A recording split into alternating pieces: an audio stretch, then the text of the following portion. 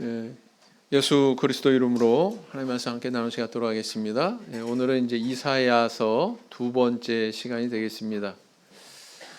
이사야서 첫 번째 시간에 대해서 잠깐 이제 복습을 해보면은요, 예사야후라고 하는 이제 그 히브리 본문의 이 저자의 제목은, 저자의 이름인과 동시에 본서의 제목은 여호와는 구원이시다, 이런 뜻이라고 그랬습니다.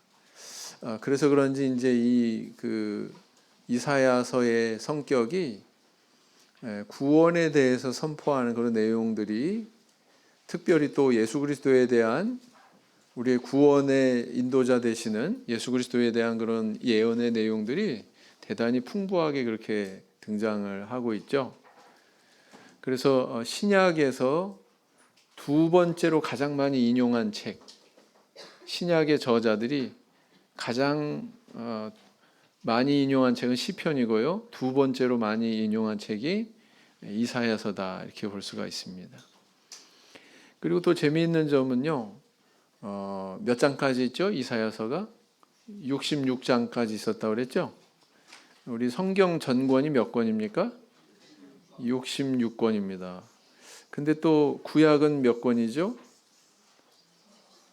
구약은 39권이에요. 쉽게 이렇게 외우시라고 제가 말씀드렸는데 39권이니까 신약은 39, 그렇게 외우라고 그렇게 연상법으로 설명을 드렸었습니다. 근데요, 이 이사야서도 1장부터 39장까지는 이 하나님의 징벌과 심판에 대한 내용이고요. 물론 이제 전체를 다 그렇게 규정할 수는 없지만 주된 내용이 그렇다, 이겁니다. 근데 40장부터 마지막 66장까지는 하나님께서 구원하시고 회복하시는 이야기를 담고 있습니다. 그래서 이것은 구약의 1권인 창세기부터 말라기 39권까지의 그런 내용과, 또 신약에서 40번째 그런 경건이죠, 그 요한계시록까지 66권의 그런 경건하고 참 묘하게도 이렇게 대비를 이룬다, 이렇게 또 볼 수가 있습니다. 그냥 이제 그것은 참고적으로, 그게 뭐 특별한 무슨 의미가 있다 이런 게 아니고 그런 것들이 묘하게 또 이렇게 매칭이 된다라는 사실입니다. 그래서 이제 그 1장부터 뭐 12장까지는 이스라엘에 대한 심판의 그런 예언의 내용이 나오고, 이스라엘에 대한 심판만 말씀하셨습니까? 아니죠. 13장부터 한 25장까지, 뭐 27장까지인가요? 거기까지 내용은 또 열방에 대한 그런 심판, 뭐 바벨론, 그죠? 뭐 블레셋, 뭐 두로, 뭐 여러 그런 암몬, 여러 족속들에 대한 심판의 내용도 예언을 하고 있습니다. 근데 이 선민에 대해서도 이렇게 심판을 하나님께서 선포하고 있다고 하는 사실은, 그 원인은 다 하나로 귀결이 되죠. 뭐였습니까? 우상숭배. 그렇죠? 이방 족속들이 우상숭배에 빠진 거 우리 하나님께서 간과하지 않으시고 심판하시는 것처럼, 아무리 선민이라고 하더라도 하나님 떠나서 우상에 빠지면 어떻게 하신다고 경고하고 있는 거예요? 심판하신다고 이렇게 경고하고 있는 겁니다. 그러나 이 선민에 대한 그런 심판은 좀 성격이 다르죠. 어떻게 다르냐, 그것을 어떻게 설명하고 있냐면은 이사야 28장 28절에 보면 어떤 내용이 나와 있습니까? 뭐 곡식은 부수는가, 아니라 늘 떨기만 하지 아니하고 그것을 수레바퀴를 굴리고 그것을 말굽으로 밟게 할지라도 부수지는 아니하나니, 그랬어요. 부수지는 아니하나니. 그래서 여기에 우리 하나님께서 선민을 아끼시고 다시 회복시키려고 하는 어떤 놀라운 섭리가 있다, 그런 사실을 우리는 여기서 읽어낼 수가 있는 거죠. 그리고 이제 이렇게 이스라엘에 대한 그런 심판을 경고하신 다음에 특징이 그거예요. 이 예언서라고 그러지만 예언의 내용만 다 나와 있는 게 아니라 사건에 대해서도 다루고 있습니다. 맞죠? 아수르의 사내립이 쳐들어왔는데 그것을 히스기야 왕이 어떻게 물리쳤다, 뭐 이런 사건에 대한 서술도 나와 있고요. 그렇기 때문에 어떤 관점에서 봐야 되냐면 이 예언의 내용과 지금 이 사건이 어떤 관계가 있지, 이런 관점에서 봐야 된다는 거예요. 뭘 얘기하고 싶어 하는 거지? 저자가 이 예언의 내용과 사건은 분리되어 있는 게 아니고요. 사실은 그 예언과 연관이 되어 있다, 이런 관점에서 봐야 된다는 얘기입니다. 다시 말씀드리면. 네. 그래서 그 내용들이 이제 36장부터 39장까지 나와 있는데 그게 이제 마지막 부분이었죠. 지난 이사야 1에서 다루었던 마지막 내용을 잠깐 살펴보도록 하겠습니다. 그게 바로 36장부터 39장 내용이었죠. 이 안에는 어떤 내용이 있냐면은 아수르 왕 사네립이 예루살렘 침공한, 그리고 또 기도로 이 히스기야 왕이 이것을 물리친 그런 일을 기록을 하고 있습니다. 그리고 이제 또 어떤 내용이 있어요? 히스기야 왕이 병에 걸립니다. 병에 걸려서 막 절망을 하고 있는데 면벽 기도로 눈물을 흘리면서 이렇게 하나님 앞에 기도해서 다시 15년의 그런 수명을 더 연장해 주마라고 하는 그런 선언을 받죠. 그래서 이렇게 회복이 됐는데 여기까지는 참 좋았는데 그 이후에 어떤 사건이 또 기록이 되어 있냐면 38장 39장에 바벨론 사절단, 바벨론 왕 무로박 발라단이 사절단을 파송을 합니다. 그 사절단이 이제 히스기야 왕의 어떤 그런 쾌유를 축하하고자 하는 그런 뜻에서 이렇게 방문을 했다고 표면적으로는 그렇게 나타나고 있죠. 이 히스기야 왕이 이때 좀 그 방심을 했죠. 기고만장했죠. 야, 저런 바벨론에서 나한테 이렇게 다 사절단을 보내네. 자, 여기서 잠깐만. 어디에서 쳐들어왔어요? 방금 전에 아수르, 그죠? 근데 어디에서 사절단이 왔어요? 바벨론. 그런데 바벨론이 힘이 센 것 같아요. 아직은 유다가 괜찮은 것 같아요. 유다가 힘이 괜찮은 것 같죠? 이렇게 사절단을 보낸 거 보면 아직은 그 갈대아 지방의 실세로 부상한 나라는 아수르였지 아직까지는 바벨론이 그렇게 부각되지 않는 그런 시점에 있었다라는 것을 반영하고 있는 거죠. 이게 어떻게 보면 사신을 보냈다라는 사실이. 근데 이 히스기야 왕이 한 실수는 뭐였어요? 이 사절단한테 모든 걸 다 보여줍니다. 모든 것을. 그래서 무기고까지, 보물고뿐만 아니라 무기고까지 다 열어서 우리가 가지고 있는 게 이런 거다라는 것까지 다 바벨론에 노출을 시키죠. 앞서서 이제 제가 또 다른 경건의 개론 내용을 다룰 때 말씀드린 것처럼 바벨론이라고 하는 나라는요, 약탈로 인해서 세워진 나라거든요. 다른 나라를 침공해서 거기 있는 걸 약탈을 해가지고 빼앗아 와가지고 그것을 통해서 이제 세워진 나라이기 때문에 이거는 뭐 거의 뭐 고양이한테 생선 창고를 다 보여준 그런 격이다, 이렇게 볼 수가 있습니다. 그게 이제 히스기야의 실수였죠. 그래서 여기서 자세히 보면 36장하고 37장은 지금 현재 얘기입니다. 현재 아수르가 쳐들어와서 그것을 어떻게 격퇴했다에 대한 이야기고요. 그 다음 38장, 39장은 앞으로 바벨론 나라에 의해서 어떻게 당할 것인지의 빌미를 이렇게 제공했다라는 걸 보여주고 있는 겁니다. 그래서 히스기야 왕은 개인적으로는 막 기도의 임금이었고 전쟁에서도 이렇게 승리하고 기도를 통해서 자기 병도 낫고 그랬지만 여기서 결정적으로 한 나라가 망하는데 빌미를 제공한 그런 임금으로 참 불명예스럽죠. 그렇죠? 그래서 선줄로 생각하는 자는 넘어질까 조심해라. 이런 데서도 우리가 참 다시 한번 되새겨볼 그런 말씀입니다. 이렇게 볼 수가 있습니다.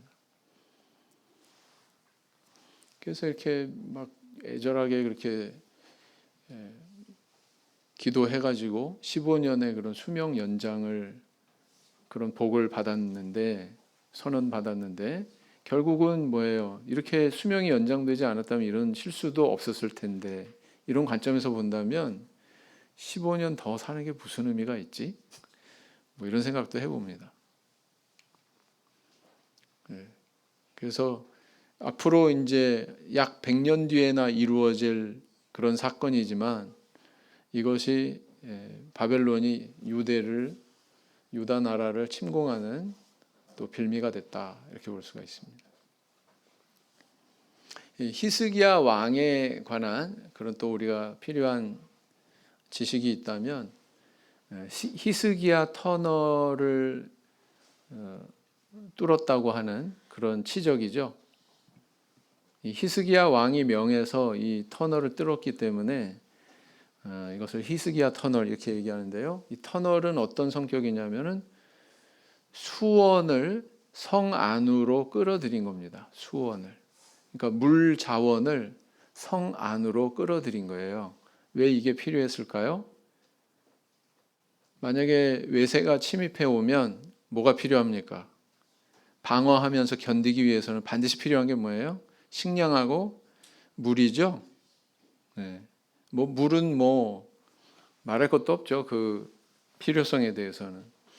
그러니까 평화 시에 이 물을 취수하는 것은 문제가 안 되지만 외세에서 그 쳐들어왔을 때 아수르나 바벨론 이런 데서 쳐들어왔을 때 자신들이 생명을 유지하면서 이렇게 방어하려면 이게 반드시 필요했다는 거죠. 그래서 이것은 뭘 또 우리한테 대변해 주고 있냐면 이 남유다 나라의 대단히 그 우여곡절인 그 시대상을 또 우여곡절이 있는 그런 시대상을 반영하고 있다라는 것을 생각해 볼 수가 있습니다. 그래서요. 여기에 대한 기록은 성경에 역대하 32장 30절에 이렇게 기록을 하고 있습니다. 다 같이 읽어보시겠습니다. 시작. 이 히스기야가 또 기온의 윗샘물을 막아 그 아래로 쫓아 다윗 성 서편으로 곧게 인도하였으니 저의 모든 일이 형통하였더라. 그랬어요. 그래서 여기 성지순례 가면은요, 이 터널을 입장료 내고 들어갈 수가 있거든요. 그래서 기온샘에서 출발해가지고 실로암못으로 나오는 그런 코스가 있습니다. 여기가 이제 마지막 실로암못으로 이렇게 나오게 되는 출구죠. 그리고 터널 그 마지막 부분에 보면 이렇게 기념 비문까지 새겨져 있습니다. 그래서 이걸 어떻게 뚫었다, 거기에 대한 사연을 이렇게 기록을 하고 있죠. 동영상 잠깐 보실까요? 히스기야 터널은 지금까지도 맑은 물이 흐르고 있는데요.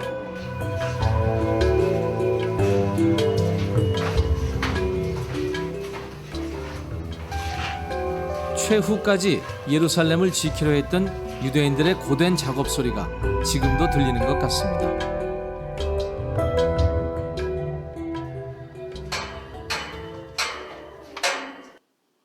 이 속에 이제 성지순례 간 청년들이 안에 들어가서 휴대폰 그 불빛 있잖아요. 그거 의지해서 쭉 전진하다가 가이드가 전부 다 끄세요. 그럼 다 꺼야 돼요. 그리고 노래를 시켜요. 뭘 시킬까요? 어두운 밤에 캄캄한 밤에 실로암. 네. 그거 부르고 이제 또 불 켜고 나오는 겁니다.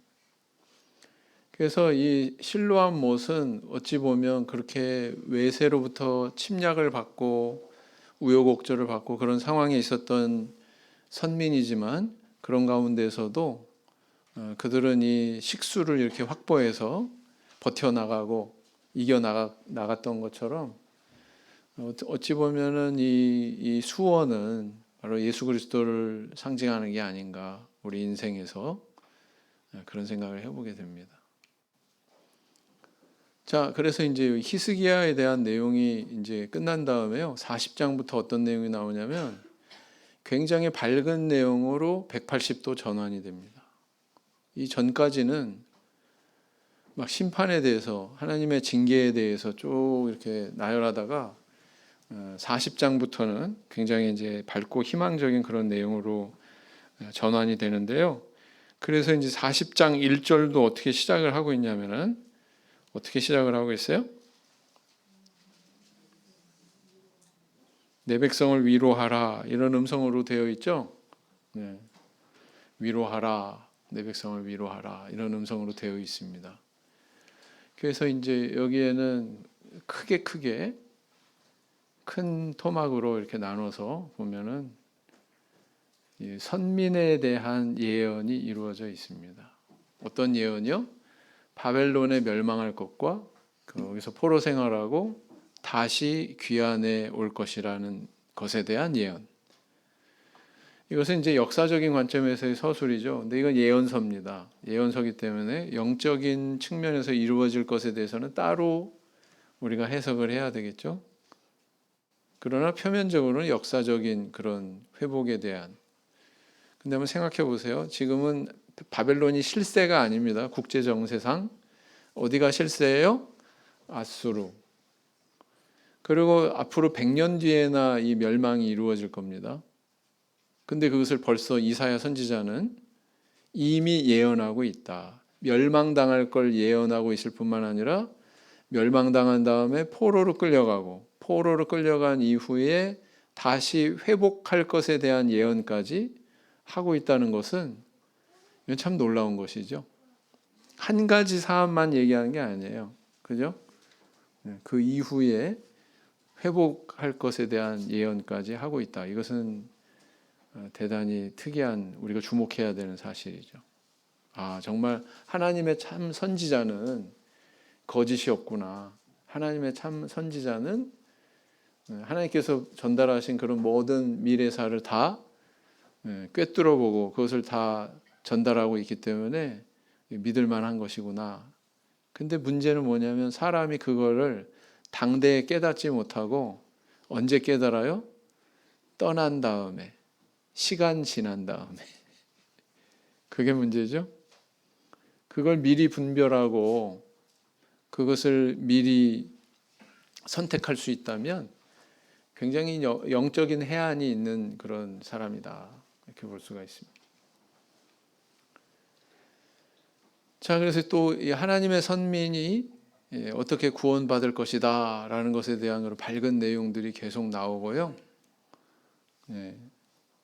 선민의 취하게 될 복된 미래에 대해서도 노래하면서 이렇게 마치고 있죠. 구체적인 내용은 마지막 부분에 가서 살펴보도록 하겠습니다. 바벨론이 어떤 나라냐? 이슈타르 문을 통과하면 3, 4층 높이의 주택들 사이로 영상입니다. 도심을 관통하는 중앙 대로가 있었습니다. 2에서. 그런데 이곳에서도 놀랄만한 사실이 밝혀졌죠. 대로에 깔린 검은 물질, 이것은 아스팔트였습니다. 여기에는 이미 그리스인들이 최초로 발명했다고 전해지는 아치 기술이 사용되고 있으며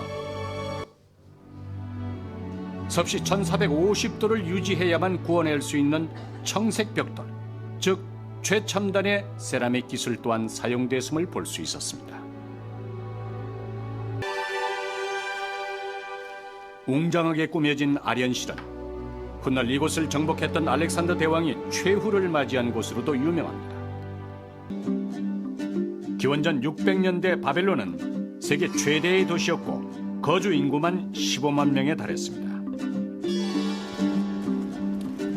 이는 기원전 300년대 로마의 인구가 채 10만 명이 안 됐다는 점에 견주면 놀라운 사실입니다. 유프라테스 강의 항구는 무역 선들로 넘쳐났습니다. 입체 영상으로 복원해본 당시 바빌론 거리의 풍경입니다.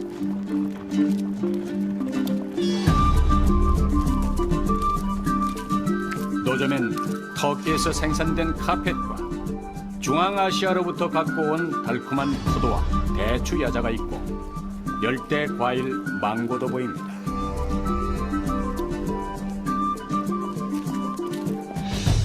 도자기와 향신료, 아프리카의 상아, 청금석 같은 수많은 물건이 이곳에서 만나고 이곳을 통해서 세상 곳곳에 흘러갔을 것입니다.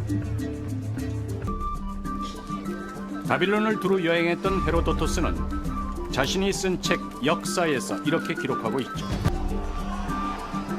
여자들은 남자가 자신을 고를 때까지 기다려야 한다.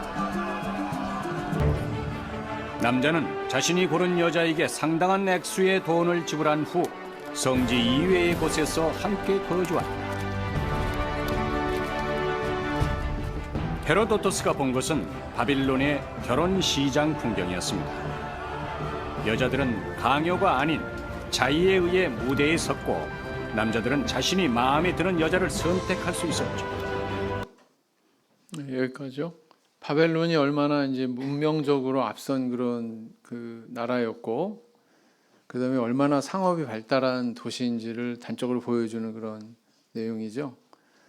오죽하면 아내도 어떻게 했어요? 거래를 한 거예요. 거래. 결혼 시장이라는 게 있었답니다. 결혼까지도 저렇게 매매하는 그런 모습을 보게 되죠. 바벨론이 바로 이런 데다. 어때요? 오늘날하고 비슷하지 않습니까? 계시록에 가면은 이 바벨론이 무너지는 그런 내용이 기록되어 있죠. 네, 그렇습니다. 자, 이제 이사야서부터는 이제 예언서라고 그랬어요. 대선지서, 예언서인데 예언의 성격에 대해서 우리가 조금 알아야 되겠죠. 예언이란 뭐냐? 마치 산이 여러 개 이렇게 중첩되어 있는데 바로 앞에 산 그것만 보는 게 아니라 그 뒤에 이렇게 겹쳐져 있는 저 멀리 있는 그 산도 보고 또 그거보다 더 멀리 있는 산도 이렇게 우리가 바라보지 않습니까? 그런 것처럼 예언은 바로 그런 관점으로 볼 수가 있다라는 거예요. 그래서 좌측 하단에 저게 뭘까요? 까만색으로 이렇게 돼. 눈이죠, 눈. 예. 당대, 바로 이사야 선지자가 활동하던 그 당대, 한 40년 동안 그 활동을 하신 선지자죠. 이 선지자가 활동하던 그 당대에는 육적 이스라엘의 어떤 그런 정치적인 회복, 이것을 예언하고 있다, 이렇게 볼 수가 있습니다. 그 나라를 빼앗겼었는데 나라를 다시 회복하게 되는, 국민들이 돌아와서 다시 회복하게 되는 그런 것들을 얘기하고 있는 것처럼 보이지만 사실은 신약 시대, 사도 시대에는 뭐예요? 바울 사도가 활동하던 그 시대에는 이것은 바로 사도교회에 의한 선민의 신앙 회복을 상징하고 있다, 이렇게 보는 겁니다. 그럼 여기서 끝나느냐? 아니죠. 오늘날에도 우리에게 의미가 있는 거죠. 그것은 바로 우리 참회수교회, 말세의 참교회에 의해서 신앙 회복이 이루어질 미래에 대해서 또 예언하고 있다, 이렇게 볼 수가 있습니다. 지금까지는 이게 3개까지만 산이 보여요. 그 이후에 더 있을까 싶기는 합니다. 또 이제 예를 들면은 이사야서에서 굉장히 많이 나오는 표현이 뭐라고 그랬습니까? 남은 자, 남은 자. 그래서 남은 자라고 하는 표현이 나오면 이사야서 딱 이렇게 연결시키라고 제가 말씀을 드렸었어요. 남은 자의 그런 의미도 다중의 의미를 가지고 있다. 여러 시대에 다른 의미를 가지고 있다라는 거예요. 첫 번째는 뭐냐면 당대에는 누구를 남은 자라고 그랬냐면, 자, 바벨론에 멸망하고 포로로 끌려갔어요. 근데 다 끌려간 게 아니라 이 본토에 일부 남은 자들이 있었어요, 없었어요? 그들을 남은 자라고 하기도 하고, 또 포로 생활을 하던 그곳에서 다시 본국으로, 본토로 돌아온 사람들, 그 사람들도 남은 자라고 이렇게 표현을 했습니다. 이게 이제 역사 속에서의 이제 그런 호칭인데, 이게 이제 신약 시대에 와서 사도 시대 때는 어떻게 이해가 되냐면 바울 사도는 뭐라고 그러냐면은 유대 율법주의의 거짓 신앙에 빠지지 않고 예수 그리스도를 받아들여서 올바른 신앙에 돌아온 자들, 그들이 바로 남은 자, 이렇게 이야기하고 있다는 겁니다. 오늘날에는 뭘까요? 오늘날에는 말세 시대에는 일반 개신교의 거짓 교리에 물들지 않고 진리에 남아있는 자들, 바로 누구예요? 우리 성도님들이죠? 네. 그래서 이렇게 남은 자의 의미가 시대를 달리해서 이렇게 달리 적용이 된다라는 것을 볼 수가 있습니다. 이사야 53장은 예수 그리스도에 대한 계시, 예언을 담고 있는 너무나도 잘 알려진 그런 구절이죠. 글씨체가 어때요? 읽으실 만한가요? 좀 읽어보겠습니다. 시작. 그는 멸시를 받아 사람들에게 버림받았으며 간고를 많이 겪었으며 질고를 아는 자라. 마치 사람들이 그에게서 얼굴을 가리는 것 같이 멸시를 당하였고 우리도 그를 귀히 여기지 아니하였도다. 그랬습니다. 이게 아마 그 신약 시대에도 예수 그리스도에 대한 예언이다라는 것을 이해하지 못하는 사람들이 많았던 것 같아요. 이디오피아 내시가 빌립을 만났을 때 질문하죠, 그죠? 바로 요 근처의 대목이다 이렇게 볼 수가 있습니다. 자, 근데 예언을 우리가 해석할 때 주의해야 되는 그런 점이 있습니다. 뭐냐면은 주의해야 되는 게 뭐냐면 오석이죠. 오석은 뭐냐면 잘못된 해석 이런 뜻이에요. 잘못된 해석을 우리가 어떤 점을 주의해야 되냐면 이사야 28장 10절에서 찾아볼 수가 있고요.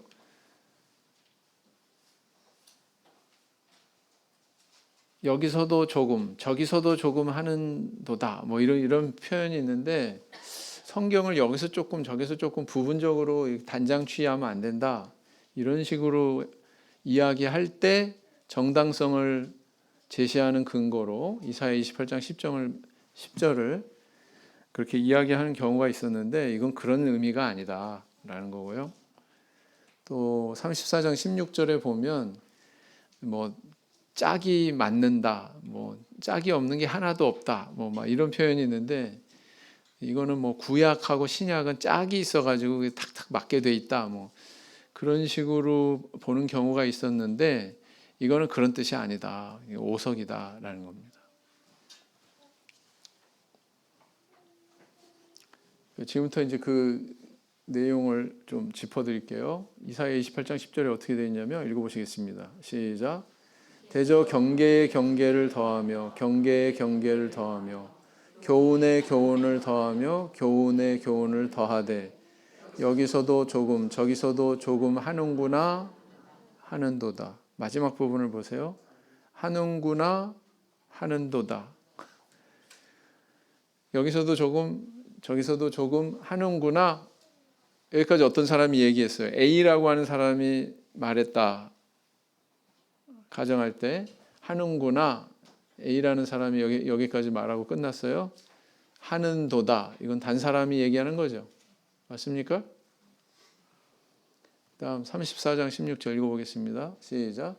너희는 여호와의 책을 자세히 읽어보라. 이것들이 하나도 빠진 것이 없고 하나도 그 짝이 없는 것이 없으리니 이는 여호와의 입이 이를 명하셨고 그의 신이 이것들을 모으셨음이라 그랬어요. 그래서 이 성경이 뭐 신약과 구약이 딱딱 맞는다, 짝이 있다, 뭐 이렇게 이건 그런 뜻이 아닙니다. 다른 부분을 볼까요? 방금 전에 본 게 이제 10절이었는데 28장 10절이었잖아요. 위에 구절이 13절에 보면 이렇게 기록하고 있습니다. 읽어보겠습니다. 시작. 여호와께서 그들에게 말씀하시되 화자가 누구예요? 여호와. 읽겠습니다. 시작. 경계에 경계를 더하며 경계에 경계를 더하며 교훈에 교훈을 더하며 교훈에 교훈을 더하고 여기서도 조금 저기서도 조금 하사 그랬어요. 하사의 주체가 누구예요? 여기서도 조금 이렇게 하는 분이 누구라는 거예요? 여호와 아니에요? 하사 계속 읽겠습니다. 그들로 가다가 뒤로 넘어져 부러지며 걸리며 잡히게 하시리라 그랬어요. 걸리고 부러지고 걸리면 뭐예요? 잡히게 하는 분이 누구예요? 여호와죠. 그래서 여기 그 고동색으로 이렇게 제가 표시해 놓은 거는 비아냥거리는 거짓 선지자들의 그런 말을 여기다 그대로 쓴 겁니다. 여호와께서 이사야 선지자의 입술을 통해서 계시의 내용을 전달했어요. 거짓 선지자들은 그것에 대해서 어떻게 비난했냐면 경계에 경계를 더하며 경계에 경계를 더하며 쭉 나가서 저기서도 조금 하는구나, 이렇게 이사야 선지자를 비난했습니다. 조롱했습니다. 그럼 결과적으로는 이걸 누굴 조롱한 거예요? 이사야 선지자를 보낸 하나님을 조롱한 거죠. 그러니까 여호와 하나님께서 거짓 선지자들이 이런 식으로 조롱하는 말대로 이렇게 행하셔서 그들을 이렇게 심판하신다라는 뜻을 이야기하는 거거든요. 이해가 되시죠? 그 다음 34장 14절 15절은 앞에서 언급했던 34장 16절과 관련된 내용입니다. 하나도 빠진 것이 없고 하나도 그 짝이 없는 것이 없으리니, 이게 뭘 얘기하는 거냐? 4절 뒤에 보면, 4절이 맞나? 34장 16절이니까 4절이 아니네요. 그 앞절이네요. 그죠? 네, 그 앞절에 뭐가 있냐면 들짐승이 이리와 만나며 수염소가 그 동류를 부르며 올빼미가 거기 거하여 쉬는 처소를 삼으며 부엉이가 거기 깃들이고 알을 낳아 까서 그 그늘에 모으며 솔개들도 그 짝과 함께 거기 모이리라. 그러고 나서 16절이 시작이 되는 거예요. 이해가 되시죠? 너희는 여호와의 책을 자세히 읽어보라. 이것들이 그랬어요. 이것들이는 누구예요? 네? 이것들이는 뭘까요? 앞에서 얘기하는 게 있으니까 이것들이라고 그러겠죠. 앞에서 얘기한 게 14절, 15절에 나오는 이것들을 얘기하는 거예요. 들짐승, 이리, 수염소, 올빼미, 솔개들 그 짝, 이걸 얘기하는 거다. 이게 이것들이다 라는 겁니다. 이해가 되시죠? 그래서 이건 신구약에 딱딱 맞는다 그런 뜻이 아니다. 그래서 이사야서의 전체 맥락을 보면요, 간단하게 분류를 해보자면 1장부터 39장까지 하나님의 징계와 심판에 대한 내용, 그 다음 40장부터 66장까지 뭐예요? 하나님의 구원과 회복에 대한 내용, 이렇게 두 가지로 나뉘어 볼 수 있다라는 겁니다. 그래서 굉장히 좀 이율배반적이죠. 굉장히 좀 극단적인 양극을 이야기하고 있죠. 심판, 그다음 구원, 이런 식으로. 그래서 이렇게 하나님 뜻에 벗어나면 이방 나라도 뿐만 아니라 선민까지도 하나님께 심판받는다라는 걸 얘기하고 있습니다. 그러나 남은 자가 있어서 그 남은 자를 통해서 회복할 것이다. 그래서 이사야서를 잘 표현하는 대표적인 비유가 뭘까 생각해 보면 바로 이거라고 할 수가 있습니다. 뭐냐면은 나무가 배임을 당했어요. 근데 거기에 그루터기가 남아서 거기서 다시 또 새순이 돋는다고 이렇게 얘기하잖아요. 배임을 당한 건 뭐예요? 하나님의 심판이죠. 거기서 다시 근데 싹이 났어요. 다시 하나님이 구원을 주신다고 하는 남은 자를 남기셔서 다시 또 일으켜 세우신다고 하는 그런 예언이거든요. 그래서 그 나무를 베고 거기에 이제 남은 그루터기로 다시 회복한다는 그 비유의 말씀이 가장 적절하지 않을까? 이렇게 생각을 해보게 됩니다. 그리고 이제 그리스도에 대한 내용이 가장 풍부한 구약의 예언서, 그럼 이사야서 이렇게 생각하시면 되겠다라는 겁니다.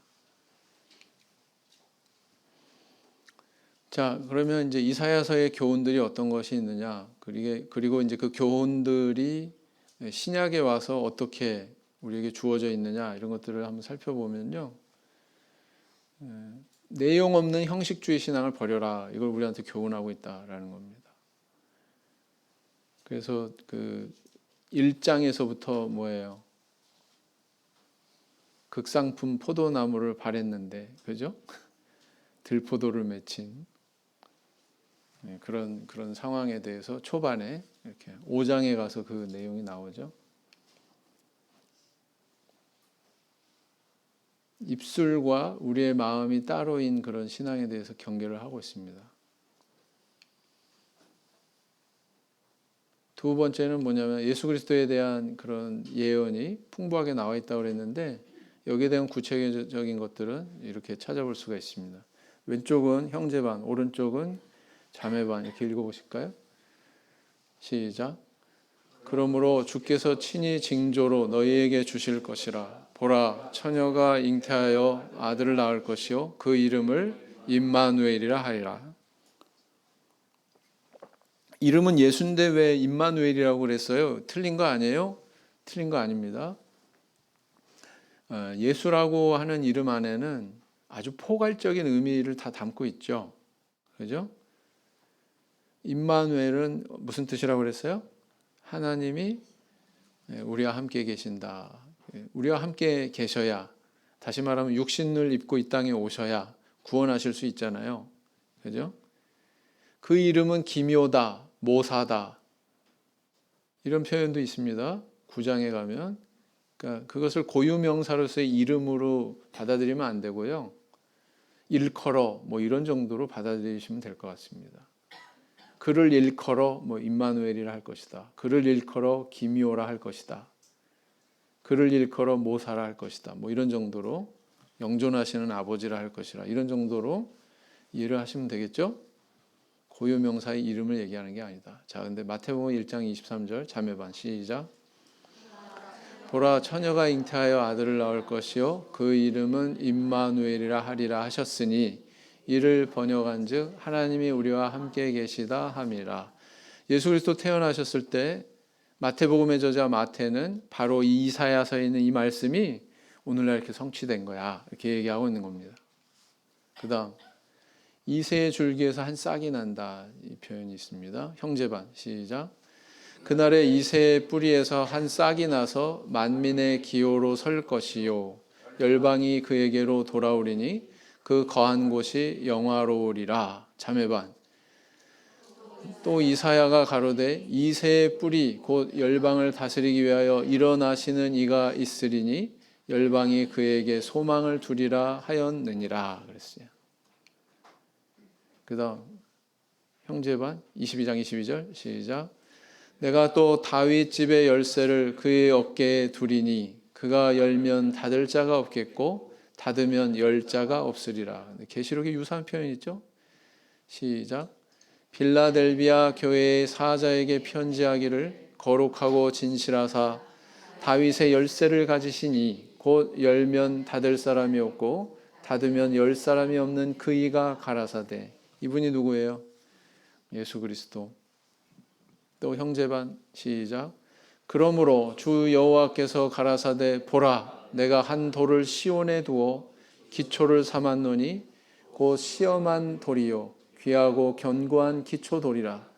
그것을 믿는 자는 급절하게 되지 아니하리로다. 자매반 시작. 기록된 바 보라 내가 부딪히는 돌과 거치는 반석을 시온에 두노니 저를 믿는 자는 부끄러움을 당치 아니하리라 함과 같으니라. 그래서 이렇게 또 아주 풍부하게 이것만 있는 게 아니죠. 더 많은데 시간이 없습니다. 그것까지 찾기. 세 번째 교훈은 뭐냐면 여호와의 나라, 하나님의 나라, 천국이 도래한다. 여기에 대해서 선포를 하고 있습니다.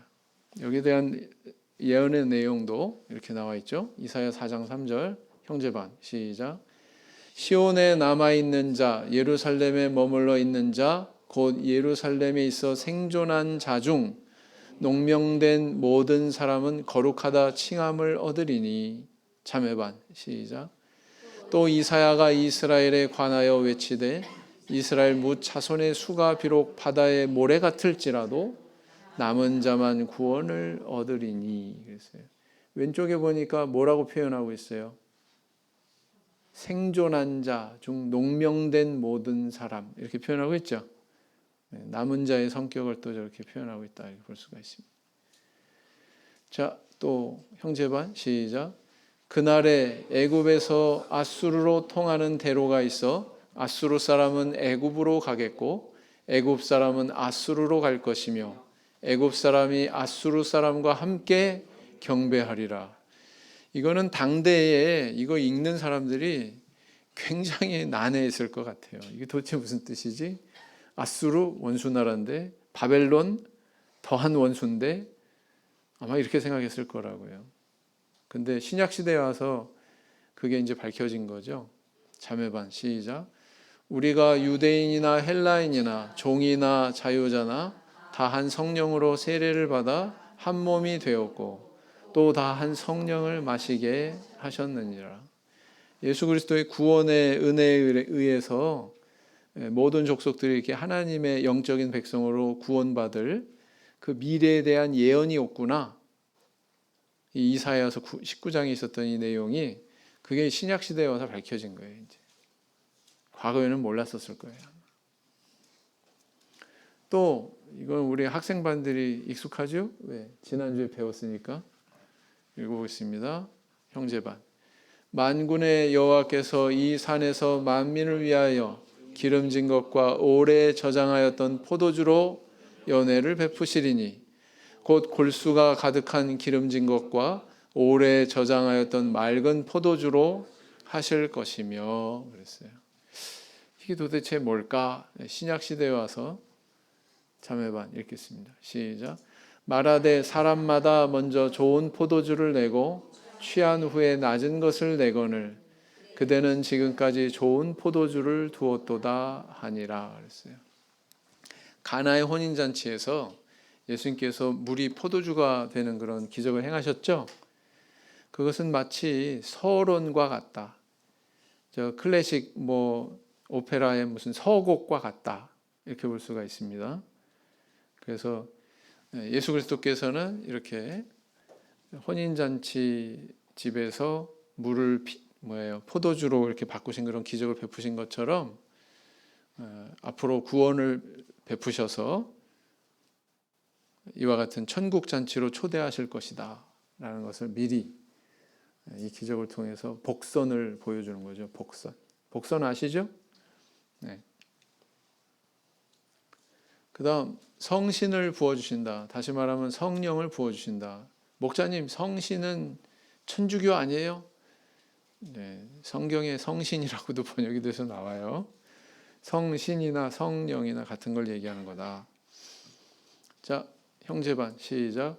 필경은 위에서부터 광야가 아름다운 성신을 우리에게 부어주시리니 밭이 되며 아름다운 밭을 삼림으로 여기게 되리라 그랬습니다. 자매반 시작. 하나님이 오른손으로 예수를 높이심에 그가 약속하신 성령을 아버지께 받아서 너희 보고 듣는 이것을 부어주셨느니라. 이게 오순절 예수님 십자가 지신 이후 첫 번째로 맞이하는 오순절의 성취가 된 거죠.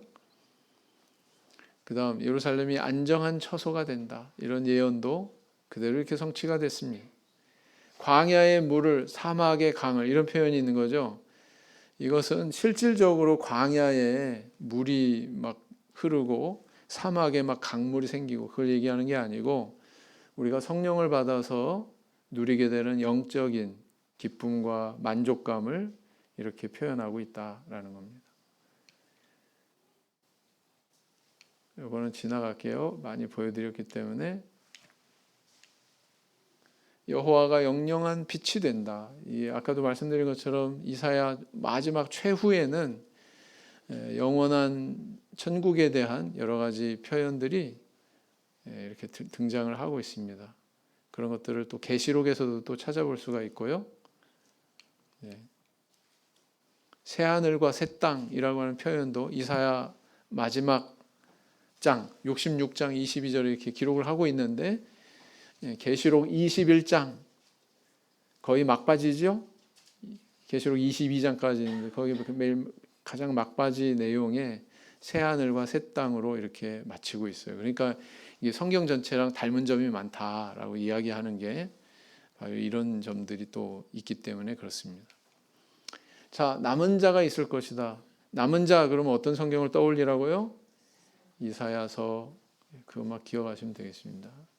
남은 자에 대한 내용도 이렇게 여러 구절 예언을 하고 있습니다. 오늘 여기까지 살펴봤습니다. 묵상 기도 하시겠습니다.